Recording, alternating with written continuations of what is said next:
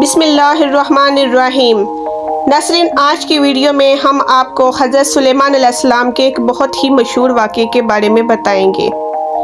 واقعہ یوں ہے کہ حضرت سلیمان علیہ السلام کو سمندر میں ایک متمول شہر کی خبر ملی کہ وہاں کوئی بت پرست حکومت کر رہا ہے۔ آپ نے اپنا لشکر ساتھ لیا اور ہوا کو حکم دیا کہ لشکر سمیت اس شہر میں لے چلے۔ ہوا نے حکم کی تعمیل کی اور آپ اس شہر پر وارد ہوئے۔ اس بادشاہ کو شکست ہوئی اور وہ قتل ہو گیا۔ اس بادشاہ کی ایک بہت ہی خوبصورت بیٹی تھی۔ آپ نے اس کو اپنے لیے پسند کر لیا۔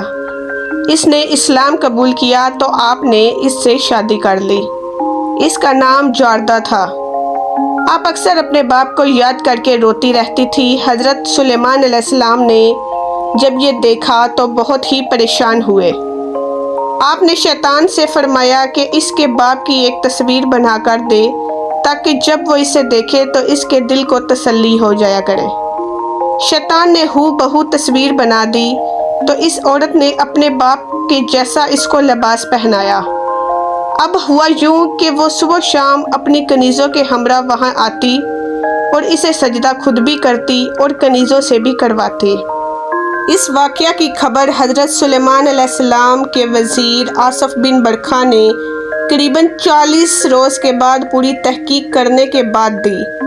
حضرت سلیمان علیہ السلام نے اس وقت ارشاد فرمایا کہ اس تصویر کو فوری طور پر ضائع کر دیا جائے۔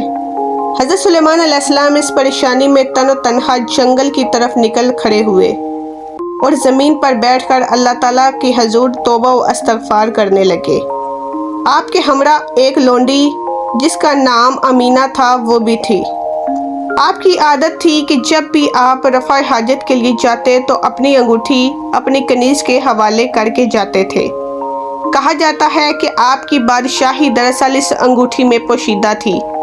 جب آپ اس کو پہن لیتے تو تمام جن و انسان، ہر قسم کے جانور آپ کے تابع ہو جایا کرتے تھے۔ ایک روز یوں ہوا کہ آپ نے اپنی انگوٹھی امینہ کے حوالے کی اور خود رفع حاجت کے لیے چلے گئے۔ دریاؤں میں متصرف شیطان نے آپ کا روپ اختیار کیا اور امینہ کے پاس آیا اور وہ انگوٹھی لے لی۔ اب وہ آپ کے تخت پر بیٹھ کر تمام مخلوق پر حکومت چلانے لگا۔ ادھر جب آپ واپس آئے تو امینہ نے آپ کو پہچاننے سے انکار کر دیا اور کہا کہ انگوٹھی تو حضرت سلیمان علیہ السلام پہلے ہی لے چکے ہیں۔ آپ اسی وقت سمجھ گئے کہ یہ میری خطاؤں کی سزا ہے جس پر مجھے گرفت کیا گیا۔ یہ بہت ہی سخت کیفیت تھی آپ کے لیے۔ اسی دوران آپ نے مچھیروں کے ہاں مزدوری کرنے کا فیصلہ کیا۔ آپ وہاں پر مزدوری کرتے اور اس مزدوری کے عوض آپ کو 2 مچھلیاں دی جاتی۔ یہ حالات 40 روز تک چلتے رہے کیونکہ آپ کے محل میں بت پرستی تقریباً 40 روز تک ہی ہوتی رہی تھی۔ جب 40 روز پورے ہو گئے تو انسانوں اور جنات نے اس شیطان کا حکم ماننے سے انکار کر دیا۔